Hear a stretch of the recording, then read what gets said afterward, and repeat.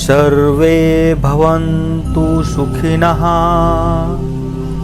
सर्वे सन्तु निरामयाः, सर्वे भद्राणि पश्यन्तु, मा कश्चित् दुःखभाग् भवेत्। हे परमात्मा, सब सुखी हों, कोई ना हो दुखारी, सब हों निरोग भगवन धन धान्य के भंडारी। सभी लोगों में विद्यमान दिव्य आत्मा ईश्वर को मेरा प्रणाम नमन। आज मैं आपके समक्ष जो हमारी संस्कृति, सनातन संस्कृति है, हिंदू धर्म है, हम सदियों से हवन यज्ञ करते आ रहे हैं, उसके बारे में मैं आपको जानकारी देने वाला हूं और उसके बारे में कितने अद्भुत लाभ होते हैं उसके बारे में आपको बताने वाला हूं। तो कोई भी कथा हो, कोई भी ज्ञान हो, उसको बीच में छोड़ना, कथा को बीच में छोड़ना एक प्रकार का पाप लगता है। अधूरा ज्ञान हमेशा खतरनाक होता है। इसलिए इस वीडियो को पूरा लास्ट तक सुने तो ही इससे आपको लाभ मिलेगा, क्योंकि कहा जाता है ना, अधूरा ज्ञान खतरनाक होता है। तो सुनिएगा, हवन करने से क्या क्या लाभ होते हैं उसके बारे में आपको जानकारी देने वाला हूं। हवन करने से एक नहीं सैकड़ों फायदे होते हैं। इसके बारे में मैं ये वीडियो तो शॉर्ट बनाना पड़ रहा है, लेकिन अगर इसके बारे में मैं आपको बताऊं तो एक वीडियो कम से कम 2 घंटे का हो जाएगा। हवन करने के सैकड़ों फायदे क्या क्या हैं? जैसे कि हवन करने वालों के घर पर कोई भी पितृ दोष नहीं होता है। हवन करने से उसके घर में ग्रह दोष नहीं रहता है। हवन करने वाले के घर में कोई भी प्रकार का भूत प्रेत दुरात्मा नहीं रहती है। हवन करने वालों के घर में वास्तु दोष नहीं होता है। हवन करने वालों के घर में प्रारब्ध दोष, संस्कार दोष, दैवी आपदाएं ये कभी नहीं भटकती हैं। हवन करने वालों के घर में कोई बुरी शक्तियों का असर नहीं होता है। जो हवन करता है उनके घर में कोई अनिष्ट भी नहीं होता है। आप कम से कम सप्ताह में 1 बार हवन जरूर किया करें। भगवान कृष्ण योगी थे, वो रोज हवन यज्ञ करते थे। हवन यज्ञ आपके शारीरिक स्वास्थ्य, मानसिक स्वास्थ्य, आर्थिक प्रगति, अलौकिक स्वास्थ्य के लिए बेहद जरूरी है। तो दोस्तों, हवन का तात्पर्य है एनर्जी का एक रूप से दूसरे रूप में ट्रांसफॉर्मेशन, यानी रूपांतरण।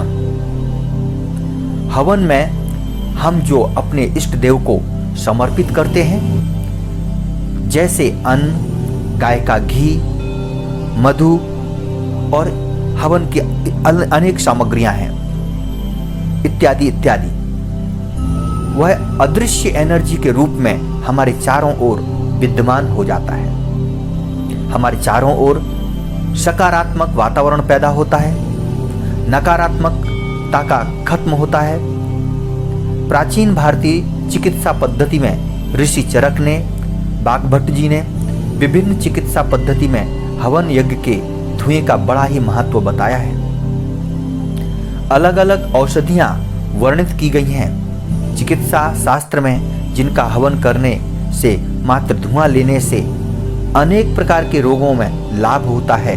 ऐसा आयुर्वेद शास्त्र में बताया है, औषधि शास्त्र में बताया है, चरक संहिता में लिखा है।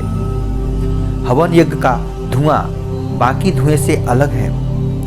अन्य धुआं जैसे कि वाहनों का धुआं, फैक्ट्री का धुआं या वातावरण में अनेक प्रकार की दूषित वस्तुओं को जलाने से जो प्रदूषण होता है, उसका धुआं खराब होता है। लेकिन हवन यज्ञ में से जो धुआं निकलता है वो बहुत ही पॉजिटिव एनर्जी पैदा करता है हमारे चारों तरफ। हवन का धुआं प्रदूषित जो वातावरण है उसकी मात्रा को घटा देता है।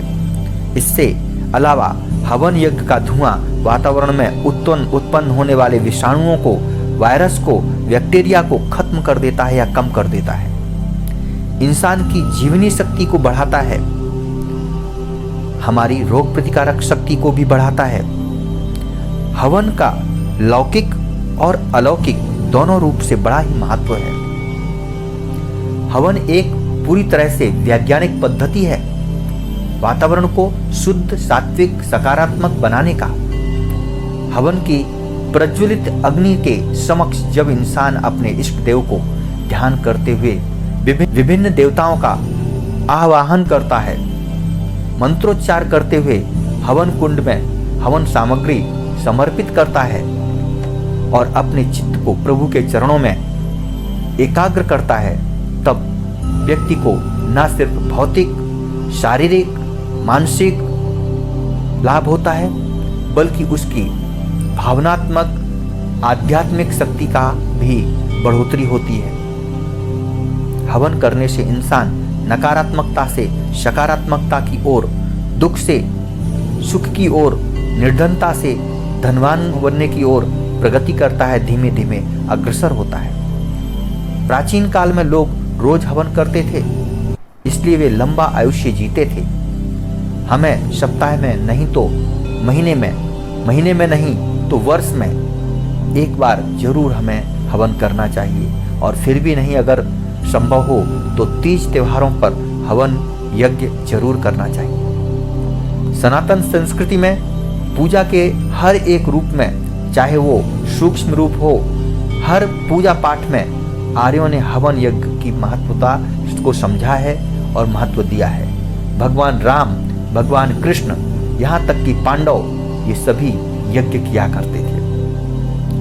हिंदू सनातन धर्म में घर में कोई भी शुभ कार्य हो तो ऐसे अवसर पर यज्ञ हवन का आयोजन अवश्य किया जाता था।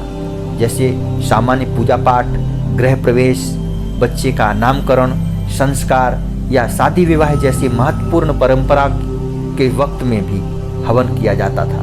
हवन यज्ञ बहुत ही महत्वपूर्ण होता था और आज भी इसका महत्व है। हवन मुख्यतः 5 प्रकार के होते हैं: ब्रह्मयज्ञ, देवयज्ञ, पितृयज्ञ, बलिश्वेष यज्ञ, अतिथि यज्ञ। यह संसार 5 महाभूतों से मिलकर बना हुआ है, जिन्हें अग्नि, आकाश, वायु, पृथ्वी और जल कहा जाता है। इन 5 महाभूतों से अग्नि पहला स्थान रखती है, पहला तत्व है। यज्ञ इन्हीं अग्निदेव की पूजा है और अग्निदेव को यज्ञ के माध्यम से जो भी यज्ञ सामग्री हम आहुति में देते हैं, वह सब यज्ञ सामग्री अति सूक्ष्म रूप लेकर हम जिस देवता को, जिस इष्ट देव को, आराध्य देव को या जिस भगवान का संपूर्ण मन, क्रम, वचन से एकाग्र होकर प्रभु के चरणों में ध्यान लगाते हुए उनको समर्पित करते हैं, तो हमारी प्रार्थना, पूजा अग्निदेव के माध्यम से हमारे इष्ट देव तक, हमारे आराध्य देव तक पहुंचती है। हवन कुंड के चारों ओर विद्वान पंडित मंत्रोच्चार करते हैं और हवन कुंड की अग्नि में हवन सामग्री की आहुति देते हैं और पंडितों के मार्गदर्शन अनुसार यजमान या हम हवन सामग्री अग्नि कुंड में आहुति देते हुए स्वाहा मंत्रोच्चार करते हैं। यज्ञ कुंड की शेष जो भस्म बचती है, जो राख बचती है, उसको हम अपने ललाट पर त्रिपुंड की तरह लगाते हैं, जिससे तन, मन और बुद्धि के बंधनों तथा तामसिक, राजसिक तथा सात्विक गुणों को पार करके ब्रह्मा तक पहुंचने का मार्ग प्रशस्त होता है।